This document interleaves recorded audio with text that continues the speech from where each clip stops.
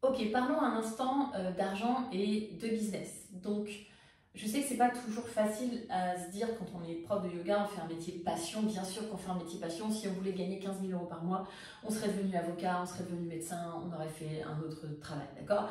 Il y a plein de gens qui lâchent leur boulot, où ils sont hyper bien payés. Je connaissais quelqu'un qui bossait chez Total, qui était hyper bien payé, qui était dentiste, qui était hyper bien payé, qui a tout lâché pour ouvrir un studio, etc., pour gagner rien du tout, des pâquerettes, si j'ai envie de dire. Mais en tout cas, une chose est sûre, c'est que bien sûr qu'on ne fait pas ce métier pour être riche, et ça, sinon on ne le ferait pas, on ne serait pas prof de français ou prof d'anglais si on voulait être riche, ok? On ne serait pas non plus prof de yoga si on voulait être riche. Donc c'est déjà un métier passion, un métier vocation, et si on ne fait pas ça à la base par un sentiment de cœur de vouloir aider l'autre, c'est sûr qu'on va passer à côté du truc. Donc il faut vraiment aimer les gens, il faut vraiment avoir envie de les aider.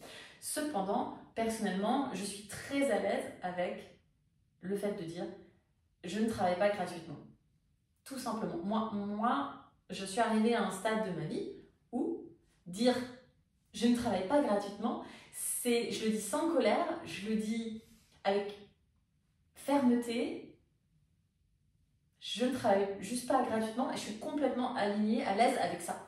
Voilà, moi, je travaille juste pas gratuitement. Donc, déjà, ça, c'est un travail que vous pouvez faire si vous êtes jeune professeur de yoga. Bien sûr, au début, on travaille un petit peu gratuitement. Pourquoi? Parce que dans gratuitement, il y a plusieurs choses.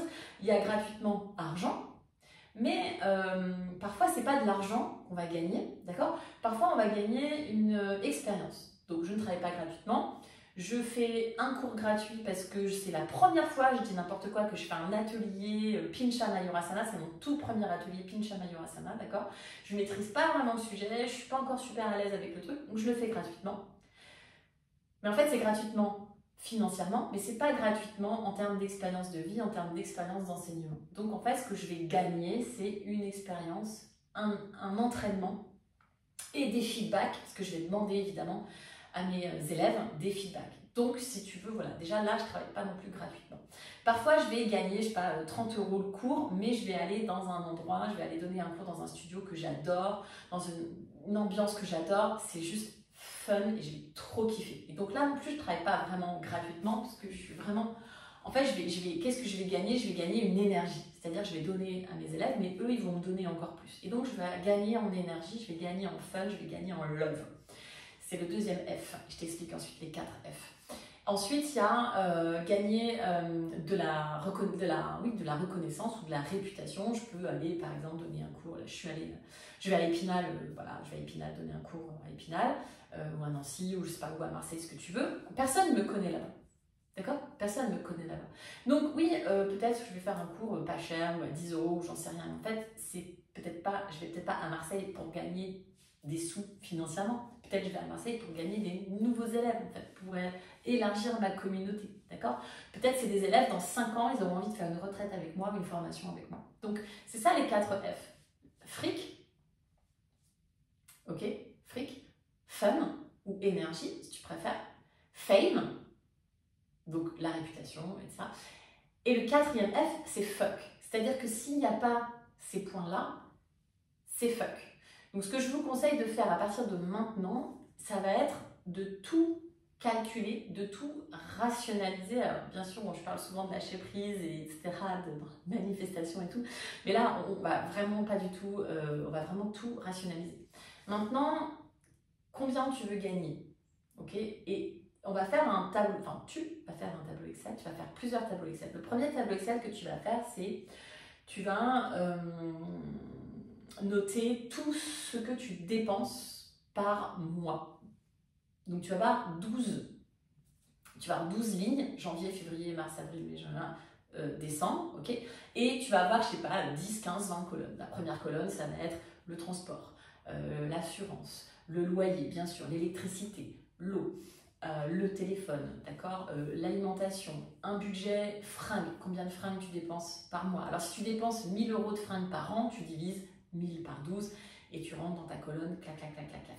Ton budget voyage, donc ton voyage, ben, l'année dernière, moi, aller en Italie, ça m'a coûté quelque chose comme 3000 euros. Bah ouais, parce qu'en fait, c'est super cher le billet d'avion. Quand tu es 3, tu multiplies le billet d'avion par 3, le mec, le gamin, nanana, bref, tout ça, tu divises par 12. Tu te rends compte que ça, c'est vraiment un gros poste. Donc, tous les mois, tu as besoin de temps pour pouvoir payer ton voyage annuel.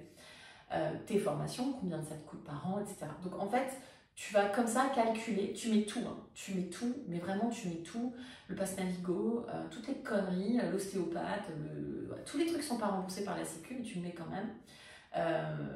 Et tu vas voir tous les mois, j'ai besoin de gagner tant. Et peut-être que tu vas te rendre compte que tu n'as pas besoin de gagner 10 000 euros par mois ou 5 000 euros par mois, tu as peut-être besoin de gagner 2 000 euros par mois. Tu as peut-être besoin de gagner 2 500, 3 000 euros par mois. Donc déjà là, première chose, c'est que tu vas savoir exactement de combien tu as besoin de gagner d'argent par mois. D'accord? Donc tu dois gagner, on va dire, 2 000 euros par mois. Tu vas faire un autre tableau Excel pour gagner 2 000 euros par mois.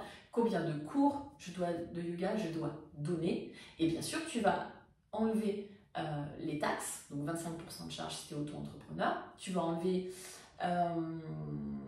quoi d'autre, les taxes, le transport si tu as du transport, l'hébergement si tu as de l'hébergement. Moi, quand je vais à Marseille par exemple ou à Perpignan, quand je vais faire des stages, ben, je sais aussi que je vais annuler un cours particulier le samedi matin. Donc j'enlève ce gain que j'ai pas. Tu vas vraiment tout prendre en compte, okay, le temps que ça va te demander, etc. Et donc tu vas dire, ok, il faut que j'ai tant de cours par jour, par semaine, par mois, par an, tant d'élèves, ou si tu es sur une location de salle, combien d'élèves il me faut, moi quand je fais un stage, je sais, j'ai calculé, si j'ai pas 10 élèves à mon stage, mon stage il n'est pas rentable, en tout cas pas suffisamment pour, peut-être il va me payer le train et l'hôtel, mais il va pas me payer moi. Mais peut-être je vais rencontrer des gens. Mais peut-être il va se passer autre chose. Ok, mais en tout cas, c'est conscientisé, c'est calculé. Et le studio, bah, il faut aussi que lui, il gagne quelque chose. Donc, combien je paye la location de salle du studio, ou quel est le pourcentage sur quel pourcentage on se met d'accord, etc. Okay, donc, tu as un premier tableau Excel pour vraiment savoir combien tu dépenses par mois.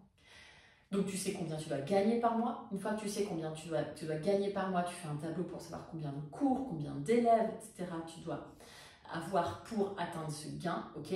Et ensuite, tu vas te poser une question fondamentale, et c'est là où on va être plutôt dans la spiritualité, si je puis dire. La question fondamentale que tu dois te poser, c'est, tu dois vraiment travailler ton rapport avec l'argent. C'est, à quoi me sert mon argent?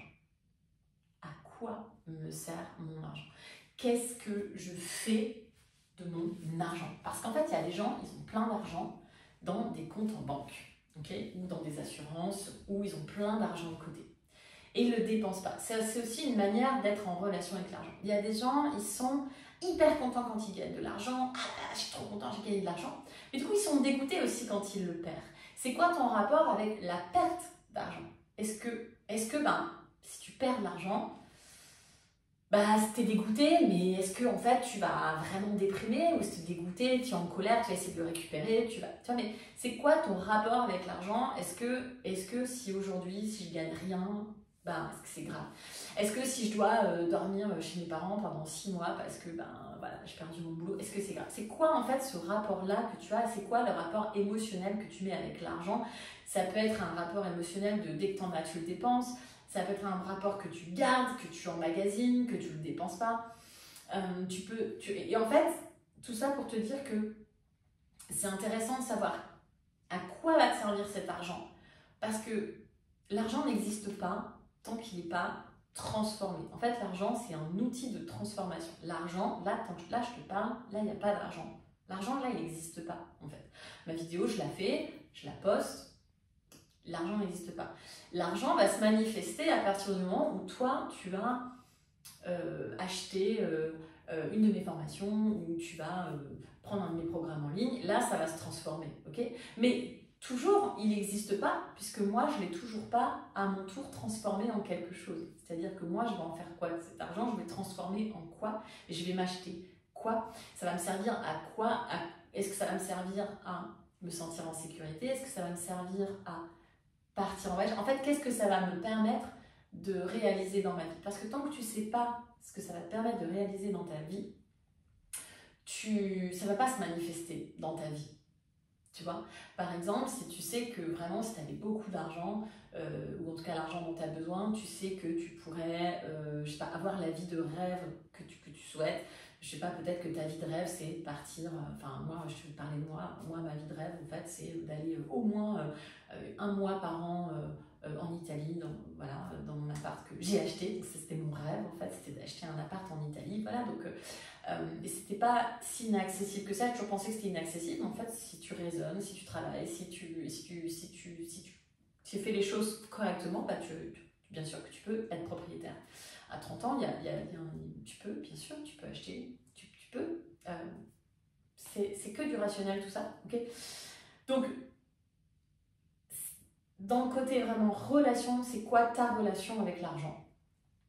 Et il faut pouvoir s'en détacher. Et il ne faut pas pouvoir le considérer tel qu'il est, c'est-à-dire juste un moyen de transformer, d'accéder à des choses, un voyage, une maison. Mais à quoi elle va te servir cette maison, tu vois? Enfin, y a des gens, ils veulent acheter une maison, ils veulent un chien, ils veulent un labrador, mais en fait, à quoi ça leur sert finalement derrière? C'est quoi qui se passe pour eux? C'est quoi l'accomplissement? Est-ce que ça les rend heureux? Est-ce que c'est une convention? Est-ce que c'est quelque chose qu'on t'a mis dans ta tête depuis que tu étais toute petite? On t'a dit, toi, tu seras maman, tu auras des enfants, etc. Donc, vous voyez, l'argent, c'est quand même un rapport assez compliqué, dont il faut travailler. Okay. Donc, je récapitule, plein de tableaux Excel, combien tu dépenses, donc du coup, combien tu dois gagner, okay. Qu'est-ce que tu dois faire, quelles sont les actions que tu dois faire pour gagner. Ce qu'on n'a pas parlé, c'est un autre tableau Excel, les actions que tu dois faire pour gagner. Donc, par exemple, tu dois avoir 20 élèves à ton stage. Moi, je te dis, il me faut 10 élèves à mon stage. Combien d'actions est-ce que je fais dans la journée, dans la semaine, pour essayer d'avoir mes 10 élèves? Est-ce que je passe des coups de fil? Est-ce que j'envoie des emails? Est-ce que je fais des posts sur Instagram? Est-ce que je vais sur des pages Facebook? Est-ce que je vais sur des groupes Facebook? Est-ce que je vais sur des groupes WhatsApp? Est-ce que je me déplace? Est-ce que je vais dans un resto? Est-ce que je vais prendre des cours de yoga à Perpignan pour blablabla? Est-ce que je fais des flyers? Quelles sont les actions concrètes que je fais? Parce que dans la notion d'argent, souvent, il y a aussi cette notion de temps, alors que la notion de temps n'est que relative. Donc, on a 24 heures dans une journée, d'accord? La question, c'est combien d'heures est-ce que tu dédies à ta com, tes réseaux sociaux, tes actions commerciales qui vont te permettre, en fait, d'avoir 10 élèves à ton stage ou d'avoir 3 cours de yoga par jour, 5 jours sur 7, etc., etc., etc. N'oublie pas, dans ton budget, les jours fériés, les annulations de cours, les vacances où tu n'es pas là, où tu n'es pas payé, les formations où tu n'es pas là, où tu n'es pas payé. Ça, il faut bien le prendre en compte. Okay.